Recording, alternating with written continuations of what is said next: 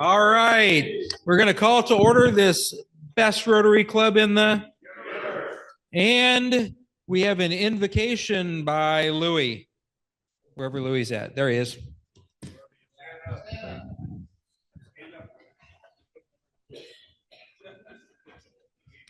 Someday I'm going to tell you all about that story. This thing has been in my wallet since I was president in 2003. I've only had it out a couple of times. This is like the third time, and it's a charm. Let's bow our heads.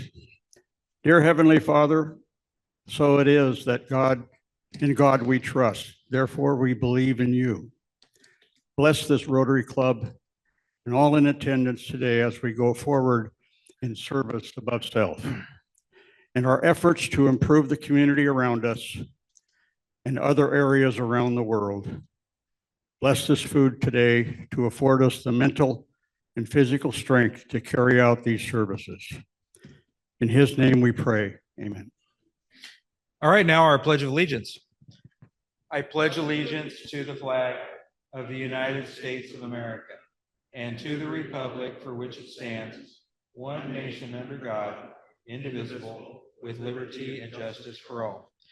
And the four-way test. Is it the truth? Is it fair to all concerned? Will it build goodwill and better friendships? Will it be beneficial to all concerned? And David Bricka, are you? Oh, Mike's got it. You got to get on the mic, Mike. Oh, here's the mic. So, in memory of Curtis, Norm Curtis, right? Okay. No, in memory of him, and that probably the seed catalogs have come by. He would always, because we're close to St. Patrick's Day, he would always sing a song that he said we all knew, none of us did, so we're going to sing a song that Dave Brick and I are going to sing, but mainly Dave Bricka. We just watched a Bing Crosby tutorial. Okay, so this is When Irish Eyes Are Smiling. Number 11. Number 11. We're gonna take it a little faster than Bing did. Yeah, just so you know. And my job is to make David sound good. So that's not hard to do. Thanks, David. All right. Okay, on 3, everyone got their song sheets? We want total participation. 1, 2, 3.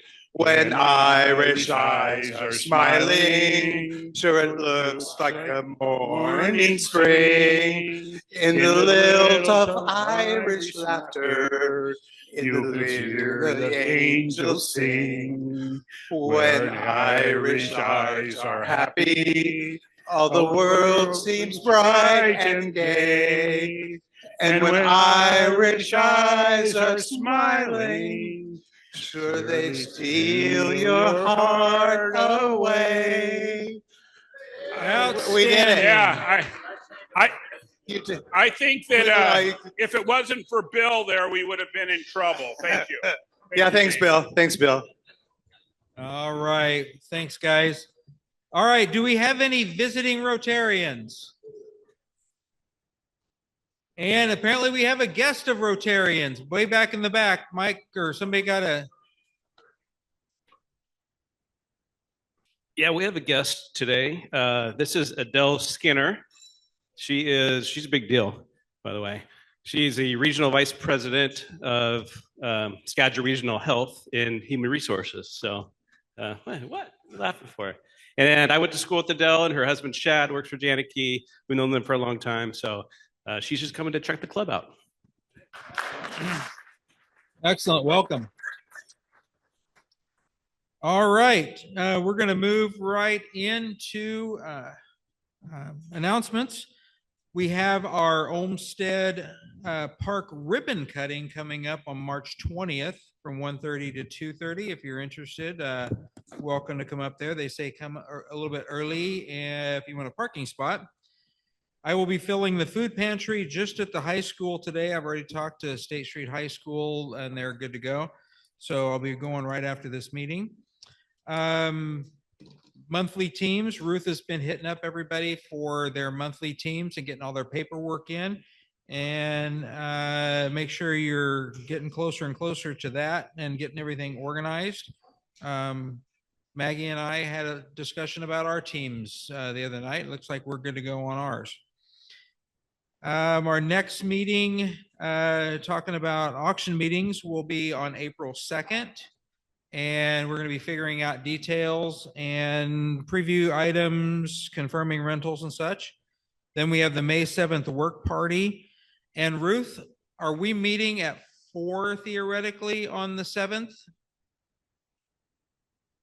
Yes, it's 4. I was thinking 5. I put that out 5, but it's actually 4. I think you straightened that out last week. So we'll be loading up and bar setup and such. So everybody that's involved in that, keep that on your calendar. Then May 8th, there'll be set up and all hands on deck. All hands on deck, and we'll have all that information put out more and more as we get closer. And that is getting very close. We have our work party on Saturday at 10 a.m. at Thompson Pond. It's supposed to be cold, kind of like it's been. And they were calling for snow that morning, but it didn't look like it was going to amount to much. So as long as it's not hailing, and I've got 50 trees in the back of my pickup right now. So we're going to be planting trees whether it's snowing or not. Just make sure you dress warmly, bring weed eaters, shovels, rakes, some wet weather gear. And it looks like the Skagit Trail Builders are going to be working there as well. So we're going to park, we're going to go past the little guard shack there up at the Northern State Grounds and go around the corner and park over there by where the guard armory stuff is parked. There's a grassy area, and I'll be up there, and I think Nathan Salcine will be up there as well. So we'll be up there at 10 o'clock Saturday morning. There is a garden work party at Cascade Middle School on March 18th. I think that was, Ruth sent me the information. I forgot to write it on my thing here, but I think it's at 2:30 to 5. They're really just getting the garden beds ready for planting. So if anybody has the ability to go help, I think they'd appreciate the help. And our next program, or our program next week on March 19th, will be the Sedro Woolley Riding Club and a rodeo update. We donated money to their rodeo thing. John, do you know if we gave Doug the money yet, or are we doing that next week? Don't know. Yeah, I can't remember either. But we'll have a rodeo club update or rodeo update. Any announcements from the floor? Chris?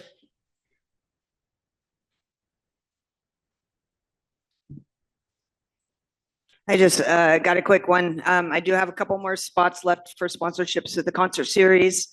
So thank you, everybody that's stepped up on that. And then I just wanted to say I'm taking our past district governor, David Lukoff, out for a drink tonight at 6:30 at Iron Mountain. If anybody wants to come and wish him a happy birthday. All right. And it's raffle time.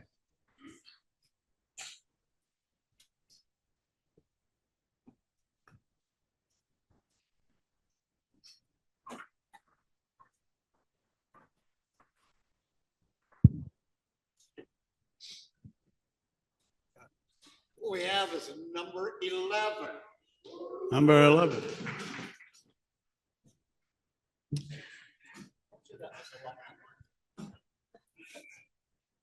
You get one bottle, Ruth. I know you probably want double fisted, but.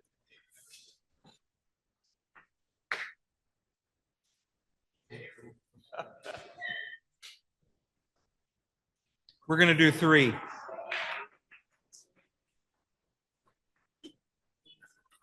Number 30.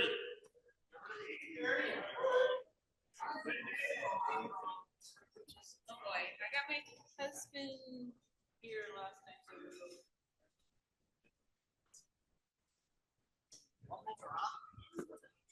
Yep, one more.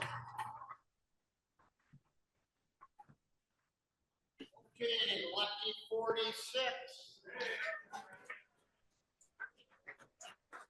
So you could take your chances or grab what's in front. That usually means the president will pay $10.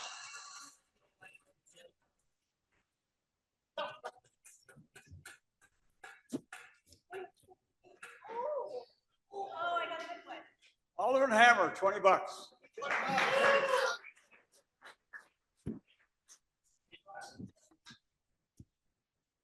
All right. Now we're up, Sergeant at Arms. Rich, you're up. Yes. Lynn walked up to me and said, you've got to raise $350 a week, so we need to get going today. You don't have your button on, that's $1. Looks like most people do. Now, yeah, we got the auction coming up. If you do not have your 3 items in, that'll cost you $2.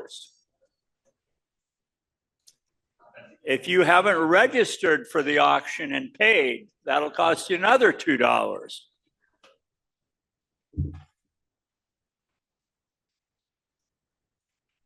So just to keep in the spirit of the auction,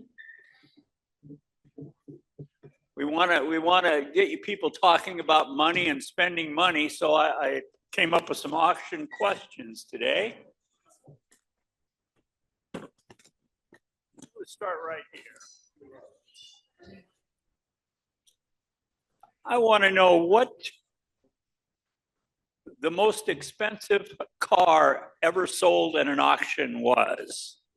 And I need the year, of course, as well. At an auction, any auction, but just so you can be thinking about how much you want to spend at the auction.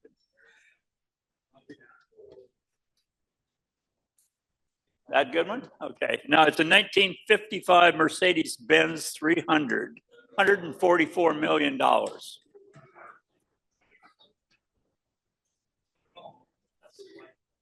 I'll give you a chance to get it back, so just $1 at a time, because I've got plenty.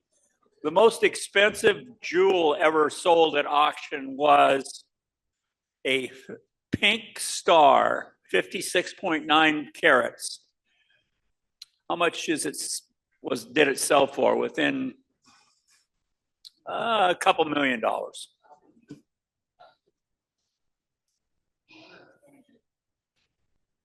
$71, so that's another $1.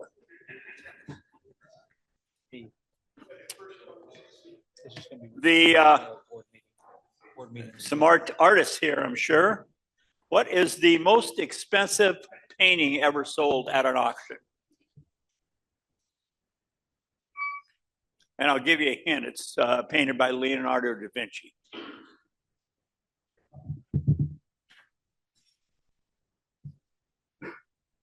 Any ideas? No.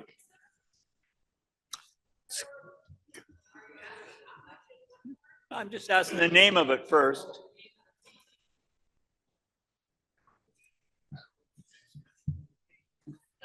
How about it's called Salvatore Mundi.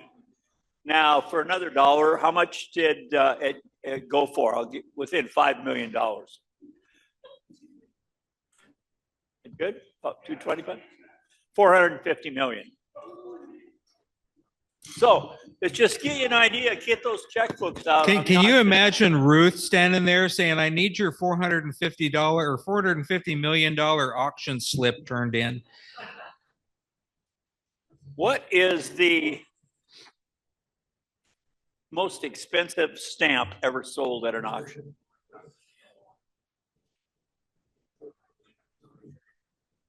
That's the second one.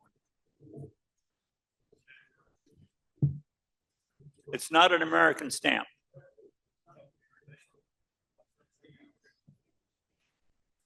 Any guesses? It's the British Guinea 1 cent magenta stamp. I thought you might. I haven't said yet. How much you think it went for? I'll give you a little.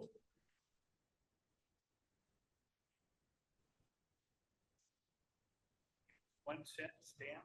No.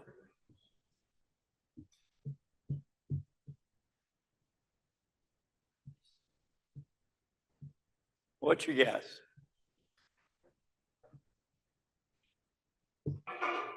Close enough, 9 million.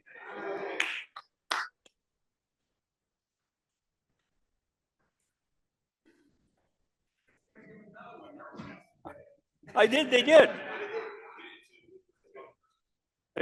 They missed the first one. Okay, what is the most expensive US dollar coin? What's it called?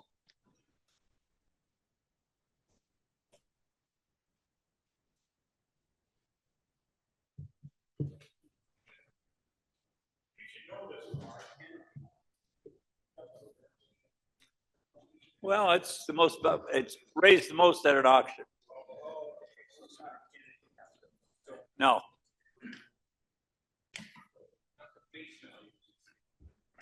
I just, again, it's the first dollar coin ever issued in the United States.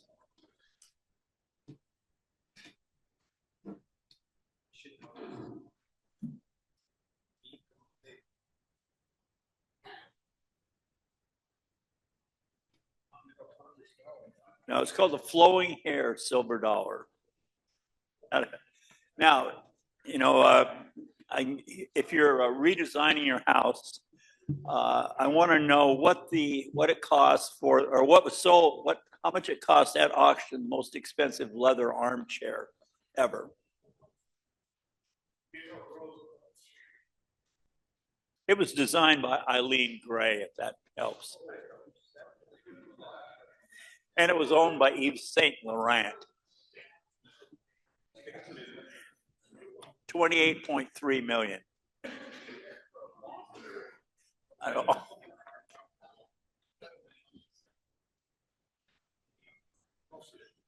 Now for you and up on the stage, we have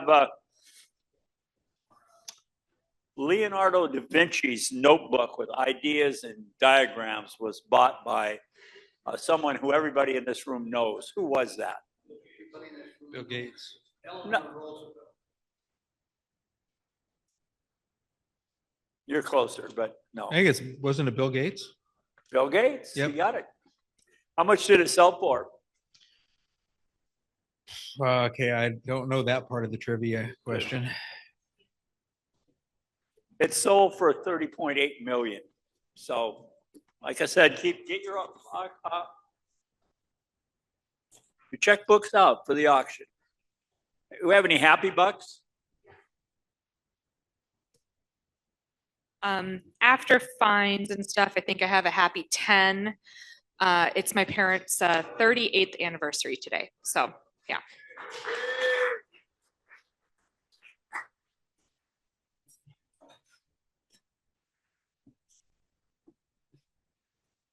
Got a happy 5. Ruth and I just got back from a trip sponsored by Bel Air Tours called the Music City Tours trip. Went to New Orleans, Memphis, and Nashville. It was an awesome trip. A lot of good food, a lot of good music. I went with Mike Yeoman from Caps Radio. The guy's a hoot. We spent more time in the bars than we did on the tours, but it was fun. We kind of re-nicknamed it the 3B Tour for Bourbon Street, Beale Street, and Broadway Street for those 3 major streets in the cities. The venues were neat. Nashville had a lot of country star things, 3 and 4 level taverns and things, just dancing and people all night, just about. And it was just an awesome trip. We're tired as hell. We got sore throats and colds, but it was a great trip.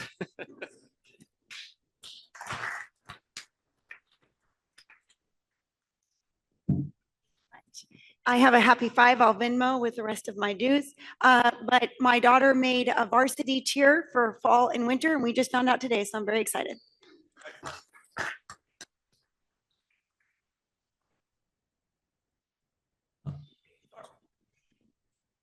Just really excited about youngest daughter, who just was accepted into San Diego State University in a master's program for social work after achieving her degree in psychology at the University of San Diego. And we're really excited about her career path moving forward at 23. And what a great, remarkable journey she's made from an abandoned infant in Addis Ababa, Ethiopia, to where she is today. Very happy. Congratulations.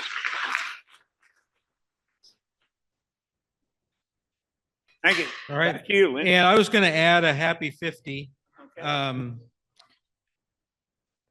Just from all the work that the board does and the work that Ruth has been doing. And we were joking a little bit about needing money. We do need some money, and we're going to talk a little bit about that when I do the recap. But I wanted to lead off today with a happy 50.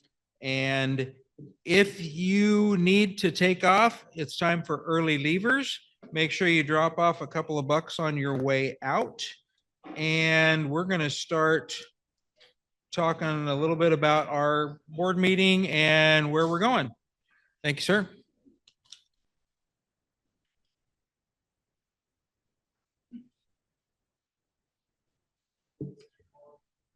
And Travis, do you got my notes?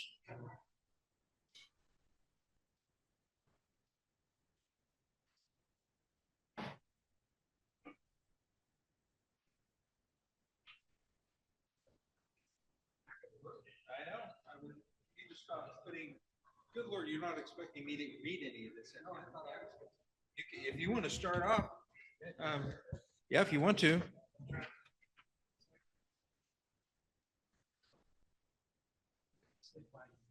There you go. You can use this one. Yep.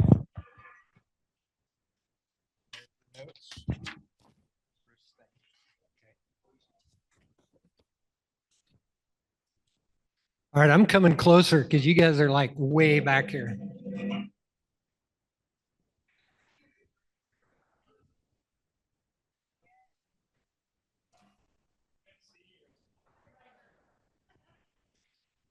So turns out I learned I was the speaker from an email from Tucker yesterday. So you're going to get a little bit of ad hoc going on here. And one thing I wanted to do is give a kudos to Tucker. Have you guys noticed how actively he is transferring the presidentship? Like he is on top of it. He told me that at the board meeting, since we're from a club fund standpoint, we're struggling a little bit. We're going to talk a little more about that, but he admitted that that is a president problem. That's a president's problem. It's his fault, and he feels that he should be impeached immediately. It didn't work. It didn't work. Okay, so I don't have a lot here, but I'm going to do a few things. I'm going to talk a little bit about some of the themes that they talked about at the President-elect Leadership Seminar. They didn't train us. We learned, learning seminar. Sorry, we weren't trained. So I'll talk through some of that. I'm also going to do what I can over the next several months to manage your guys' expectations. And what I really mean by that is there's going to be some changes coming. And I know that doesn't make everybody excited. Generally people don't love change. So I'm going to start easing into it, and I'm going to like drop little hints about all the things that I know are going to be bombs for the club to talk about. So you can start thinking about them and start forming your opinions and your arguments early. Okay. All right. So let me just talk a little bit about some of the themes at the President-elect Learning Seminar. The first thing is, I think Rotary has come a long ways in their realization that if we're going to keep members in Rotary, I mean, you guys know almost all the clubs out there, not just Rotary. Take any of the animal clubs you can think about, any organizations are struggling for membership and engagement. Rotary is no exception. Basically, for the last 15, 20 years, Rotary as a whole across the nation has shrunk in membership. Okay. So they are really committed to meeting members where they are. And what that is going to look like is a lot more flexibility in how meetings happen, what time meetings happen, attendance requirements, engagement requirements, all those kind of things. So they're just going to make it really flexible and really easy for us to accommodate a wide variety of membership needs. Here's an example. They have come out with what they call companion clubs. So a companion club is something we could decide as a group to start. And basically what it is a club that is still under our charter. It's still a Sedro Woolley Rotary Club. But maybe we want to start a club that is for working young parents. And the only time they can meet is at 7:30 at night at a wine bar or something. So we can start a companion club, and their membership and their engagement will count towards us. It will also then we'll engage with them on, they'll participate with us on work parties, on fundraising, et cetera. Okay, so it's just another way to, if we have members right now, we do have members right now that are either always virtual or they really struggle to get here to the Thursday lunch meetings. So this could be a way we could engage them. And so Rotary wanted to be really clear at the seminar that there's still a lot of kind of old rules that we live by, things like attendance requirements and just kind of those old standards of Rotary. And they're really questioning those and making sure that we know we have flexibility to do what we need to do to keep members engaged. That doesn't mean that we get rid of the stuff that makes Rotary Rotary, or that we get rid of the things that we as a club really appreciate and want to hold on to, but it does mean that we have some room for flexibility. Okay, so that was one thing. Thank you. So that was one thing. The second thing is, and I'm sorry, I gotta turn this chair around. The second thing was engagement. If you guys look around, we have 95 members in this club right now. On any given Thursday, we have 25 to 30 people. At any given work party, we have what, 3 to 10 people maybe? So our engagement is not fantastic, and that's pretty representative of almost all the clubs that we talk to at the Pell's leadership seminar, learning seminar. So I'm going to be questioning you guys. We're going to be spending time up until July talking about how can we get more engagement in the club? How can we get more people here? How can we get more people to events? How can we get more people to donate? How can we get more people to do everything we do in Rotary? And your ideas are more than welcome. The less people we have engaging, the more work it is for all of us. And let's be frank, half of the members that are here right now have been doing a lot of that work for decades, and they aren't going to be able to be doing that work for decades into the future. So we've got to get more people into Rotary and get them engaged and learning how to do these things. Another theme was the Rotary Action Plan. And the whole point of the Rotary Action Plan is they're encouraging every club to have a vision for what they want to be in the future. When you have a vision and a plan, the alignment of the club becomes simpler, and we all work towards a common purpose and a common vision. It just aligns everybody and it makes everything easier. There were a lot of clubs that were talking about, they have become, I'm not suggesting we do this, but it was really interesting to think about. They have become almost single purpose clubs. So they have a fundraiser and a group in the community that they support, or an event or something. And so it's really simple for their members to think about, here's what we do. We join this Rotary Club and we're going to do this fundraiser, and then we support Boys and Girls Club or, some organization. And so they had real clarity of focus, real clarity of what the vision of their club was. And right now, I personally, other than the history, I've been in this club a long time, I don't really have a clear vision for what we all want this club to be in the next 10, 15, 20 years. And so part of my goal is, as a president, is I would really love for us to leave this next year with all of us being pretty clear on how are we going to make sure we're around 50 years from now? What does that look like? Okay, and then another theme was understanding what your community needs. So how many times in the last 5 to 10 years can you guys think about that we as a club have sat around trying to think about great community projects that we should be doing?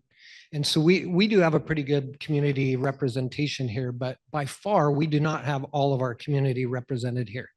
And so their suggestion was, well, have you thought about asking your community what they need from you? And I can't remember any time that since I've been in the club, that we have asked the community, what do you need from us? And so what that kind of looks like is whether that's a public survey or that's going around and finding the key representatives of various populations in our community and talking to them and saying, what is it you could use? How could we help?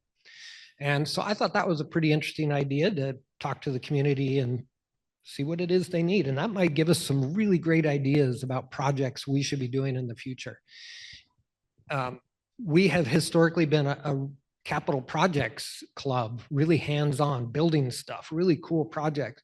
Well, some of that talent base is not here anymore. So we either have to recruit contractors or plumbers or architects or whatever we need to help us with those things, or we're going to have to figure out a different type of project that we're going to do in the future and how we're going to support the community. We do know as a club, we have heard very clearly that we all want to get back to hands-on projects. We don't want to just be a money pass-through club, people donating and then we donate that money somewhere. It doesn't create engagement. You lose members when you do that. And it's just not as fun. It's not as fulfilling. It doesn't give us as much purpose. So I think we're pretty clear as a club. We want to be hands-on, but we've got to get some clarity about what does the community need from us when it comes to hands-on. And then the last thing I'll say is just expanding our reach and our impact. And they talked a lot about partnering with organizations or other clubs in our community to expand our impact. Kind of that force multiplier concept where if our club can do this, well, imagine what 3 clubs together could do to make an impact to our community, or partnering with our Rotaract club, or partnering with the Boys and Girls Club on a fundraiser for them, you know, those kind of things to just expand our reach and expand our impact. So those were all really pretty cool ideas and themes that they had. So I think over the next, what do we have? 4 months or so until we switch presidencies. These are going to be the kind of things I'm going to be looking to you all for input on.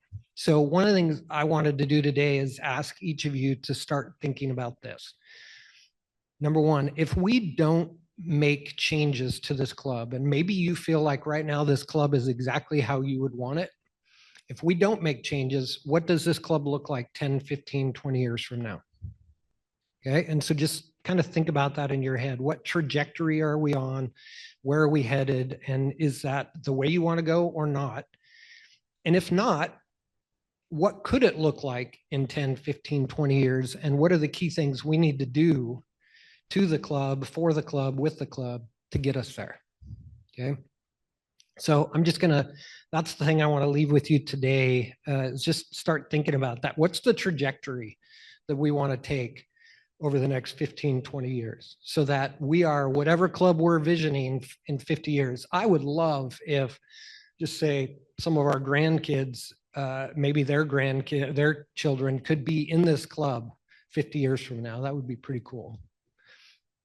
Okay.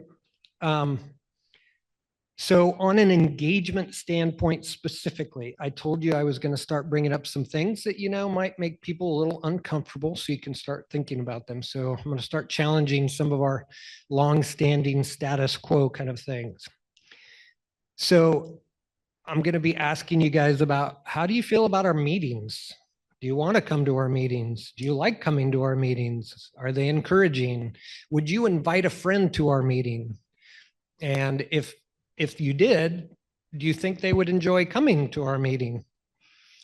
And so here's some specific things I want you to think about.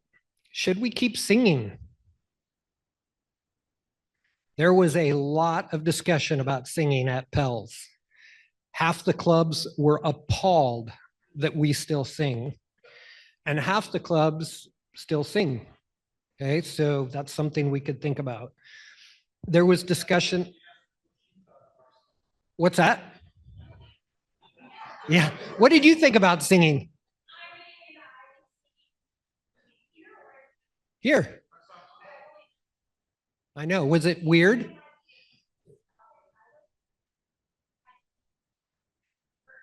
Yeah. Was it weird? Did it make you uncomfortable? Does it make you uncomfortable while I'm singling you out and asking you?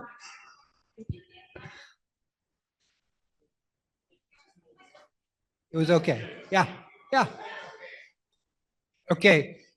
Another thing that was brought up at Pell's was some clubs, we talked about the four-way test. And the words that were used to describe kind of what we do with the four-way test is, oh, and these clubs, it's kind of weird, these clubs chanting. Okay. So sometimes that's making people uncomfortable. Guests are coming and they're like, ooh, this is kind of a weird, what is this? Is this cult behavior? I'm not saying it is, but that's how people are perceiving it. Okay. Perceiving it. So singing, four-way test. Do we have programs? Do we not have programs? If we have programs, what kind of programs? I can't tell you the number of people I've talked to over the last several years that have just not enjoyed the level of programs we are bringing to the club. So we got to find a way to up, if we're going to have programs, we got to find a way to up our programs. One of the suggestions that was talked about quite a bit is once you do your visioning and you have clear goals for the club, then your program should align with what those goals are. So you can bring people in that can help you achieve those goals, talk to you about those goals, partner with you on those goals, et cetera. So it gives some level of focus to who comes in to talk to us rather than just, hearing from the same 5 to 10 nonprofits every year. Okay. So just some ideas. So anyway, that's kind of just enough of that for now. But I did want to open it up to just for a few minutes. Anybody have, just on that little bit that I shared, anybody want to share anything? Louis.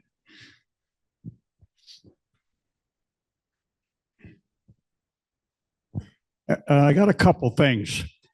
In the last 4 or 5 years, there's been some, I think, misdirection about doing hands-on projects. I've had comments from some of our Rotarians that say, oh, we can't do hands-on projects anymore because there's too much liability, or we can't do them because of liability issues. So I think we need to clear that up. And then the second thing, with respect to large projects, I can remember when I first came into the club and we were doing Riverfront Park. And then when I was president, we did Hammer Heritage. And we did ask the community what they wanted. And almost the entire answer was, we need a downtown bathroom. Well, the first project Rotary ever did when they first started up was a public bathroom. So I went to Gary Hansen. He was the outgoing president. I was the incoming. And I can't remember his name. He came after me. I went to all three of them and I said, let's get together and decide if we're going to do this project, because it's going to take at least a couple of years. And they agreed. And so we did the project, but I can tell you there was less people that are in this room right now that built the bathrooms in the clock tower at Hammer Heritage. On top of that, we also acquired people that weren't in the club. And that's a big possibility also. But this liability thing needs to get cleared up because we can do it. Great point. Mr. Bill. Well, believe it or not, I've been a member of this club for 33 years now. And so I've seen sort of the ebb and flow of various things and been asked numerous times, what do I, as an individual member, like about being a Rotarian? And there's several things, but one of the things I've always liked has been the programs, and contrary to what maybe you're suggesting, Travis, I think we need programs that take us outside of our comfort zone, not ones that are consistent with what we project as being our goals. That's how we meet new people. That's how we learn new projects. And that's how we learn new information. And lately, frankly, our programs have been bad. And if you ask a question about would I like to bring a member or someone to the club right now, no, I wouldn't, because our programs are atrocious. We need to have a lot more informative, better programs, and we need diverse programs, I think. And I think that would increase the attendance by a large amount. Great. Thanks, Bill. I somewhat agree with Bill. Programs are important. I can remember years past, we used to have people like Jim Zorn. We had the coaches from the University of Washington football team. We had people coming from even political parties if we got both sides. And so I think if we have something in the program that will bring people here, we'll get a lot more people who will desire to be here on a regular basis.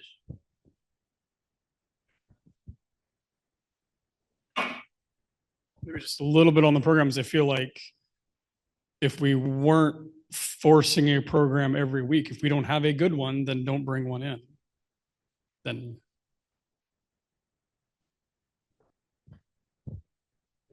So for some of you that's been presidents in the past, this isn't new, right?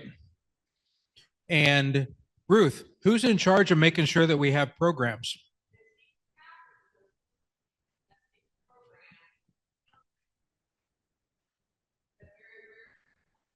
Right. Right. And that, to me, has been one of our biggest issues. Louis even asked about this last week or week before. Said, "Is the program isn't the team captain supposed to be doing that?" Yeah, but you see how much engagement you get from your team. It's hit or miss. Sometimes you'll get everybody here. Sometimes you get almost nobody here. But what we've seen is the same people, and this is across all sorts of different clubs, the same people carrying the load all the time. And there's different generations of people that are having to work. I mean, we had Maggie in here today. We haven't gotten to see Maggie for a while at a meeting. Well, she got to break free for this meeting today. But that doesn't happen very often. So we've got a one size fits us right now that isn't fitting us so well. So I think that's what Travis is looking at for some ideas for the future. Bill, you're right. I had the best device for programs when I was a police chief. It was a radio. I go, oh, hang on. I got to go. And I could bug out if I needed to. I didn't ever do that. I could say I probably, well, anyway, but we have, we've a lot of us that have been here and doing a lot of this stuff for Rotary, we have heard from people say, well, that's not the way we did it when I was in charge. Times change. Times have changed, and we have to change with them, I think is what we're really getting at. I think we all want to be here. We've got this core group. You look around and this is pretty much the same group of people that are here, except for Neil. He hardly ever shows up. But we do have pretty much the same group of people that shows up on a regular basis. And they're the ones that are paying fines. They're the ones that are happy bucks. They're the ones that are helping carry the club. And we were joking about not having enough money. We don't have enough money to get through installation right now. We honestly need about $350 per meeting to make it through. But we got some options for that. We really have not sat down and sat down with a firm budget and figured out how we're going to do that. We haven't been spending ridiculously, but we've got an accountant here. I'm still leaving it open for impeachment if somebody wants to bring that up. Got a really important point. So I think what Lynn's saying, if we don't have enough money to install me, he stays as president.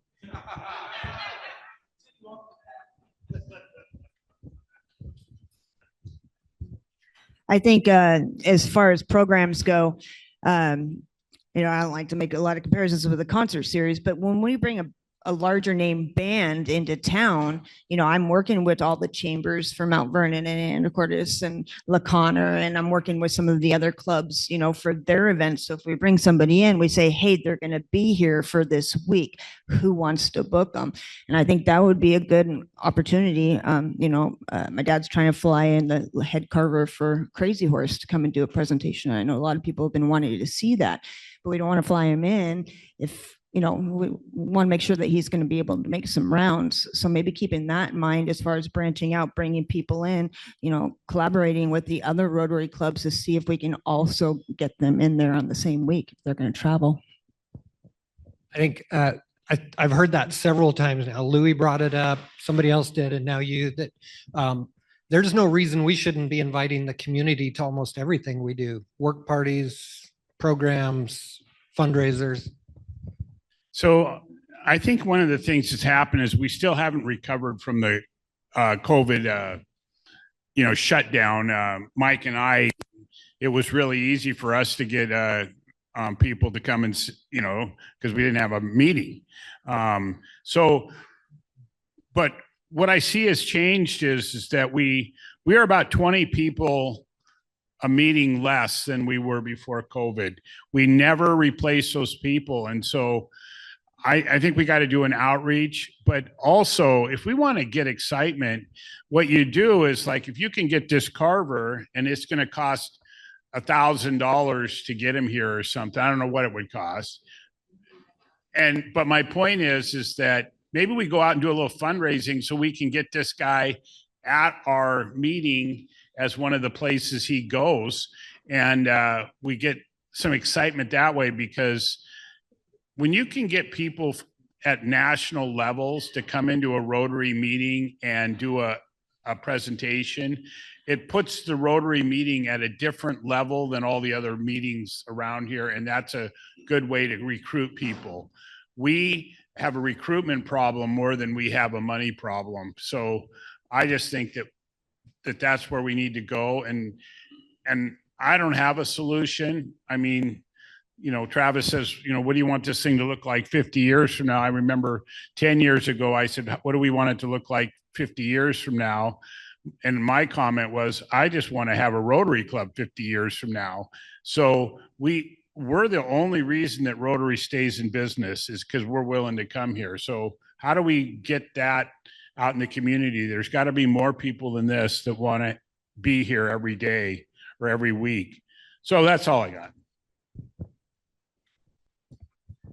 Just one more thing too, is when we have programs from local organizations that come in and talk to us, is there any way we can have them come in and talk specifically about a work party that they're planning that we can jump in on and assist us with, not necessarily have them come in and say, hey, we're trying to raise funds for this or this or this, but we got the garden party, for the schools, that's an organization. Have them come in and say, we're doing this on this date and this is why we do this. And it kind of brings people together too.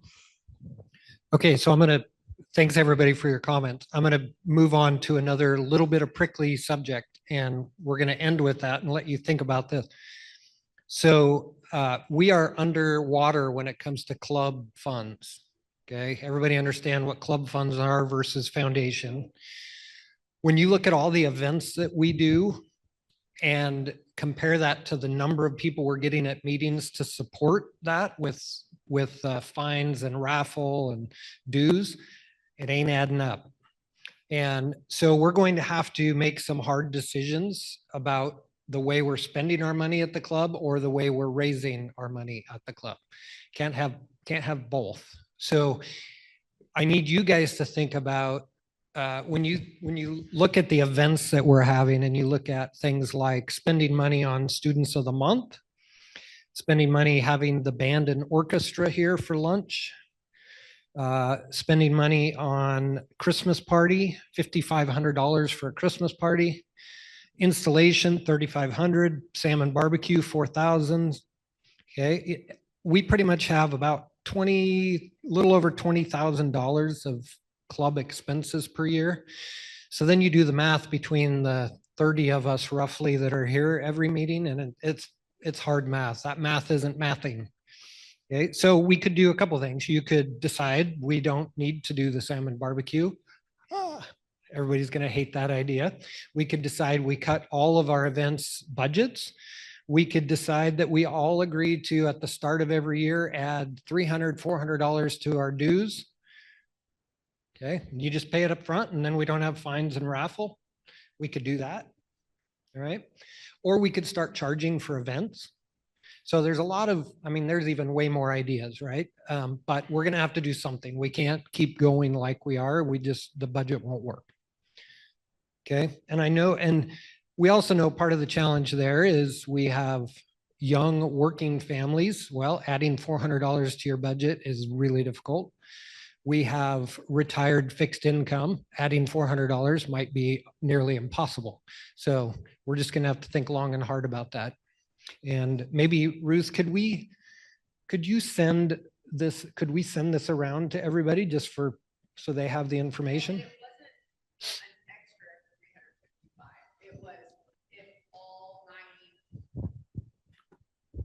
So I did the math last night because I was curious because, most of our expenses for our events are pretty set. And then we have our Rotary International dues, our District 50 dues that we have to pay. And then whatever is above and beyond the 50/50 and the Rotary International dues is kind of what we use to offset our event costs, our program costs. And you don't think about that when you're just sitting here, right? Like you don't think about every time we have 2 students of the month, they bring 4 parents between the 2, sometimes 6 if they have stepmom, stepdads. So you don't think about the fact that the club is paying $18 per pop for them for every lunch. So that's, I did the math and it's about $1,400 a year just for the students of the month. Easy example. Lynn was nice enough. He bought the certificates holders out of his own pocket this year at the dollar store. Great. They're horrible certificate holders. I'm getting complaints, but it is what it is. So thank you, Lynn, for your contribution. But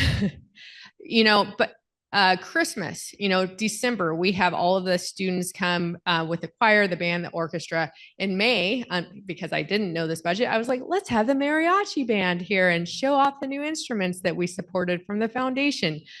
Stupid. Anyway, but great. But that's 23 students plus a music instructor that we are paying $18 a person for. So by the time all is said and done, you have about over 100 kids throughout the year that you're paying for lunch. Then you have these 60 parents, kids for the scholarship luncheon in June. So again, a large cost. You have your program, your speakers, right? That are 1 or 2 speakers are covered if they come and present. That's another $18 a week. So you start adding all of those up for your budget and you think of all the things that you spend as a club, not our foundation. Our foundation is in great shape. We have money in the foundation. We can do amazing community projects. I'm really excited and looking forward to that. But our club fund, which we cannot legally transfer from our foundation, we only have about $1,200 in there right now. Our installation, we've already put $1,700 down to the caterer, so we can't really do anything about that. But we don't even have enough in the bank right now to cover us through July, unless we are raising that $350 a pop in fines and happy bucks and raffle. That's something else that we should consider with the raffle.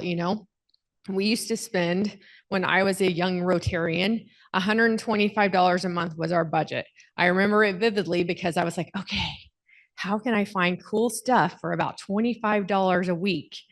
And it was hard, but you made it work. You went to Fred Meyer and you spent $125 for the month. You'd bring about 5 items per week.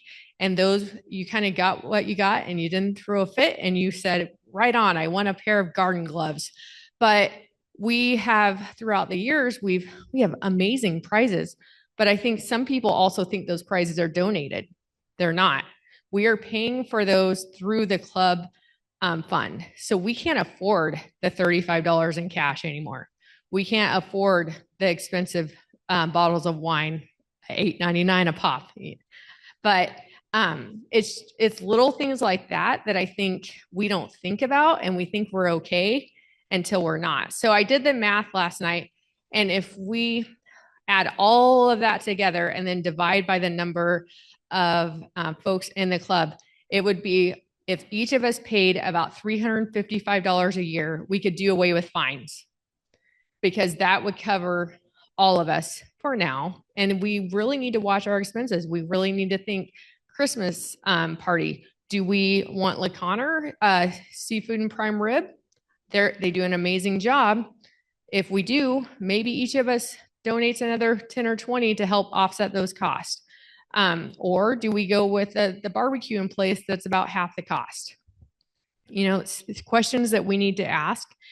And we could still do happy bucks. We could still do a raffle, but if the raffle needs to pay for itself, so maybe we don't do the wheel and we just go back to the old way of doing things, or we make the wheel a lot less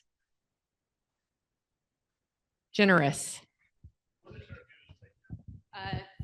250.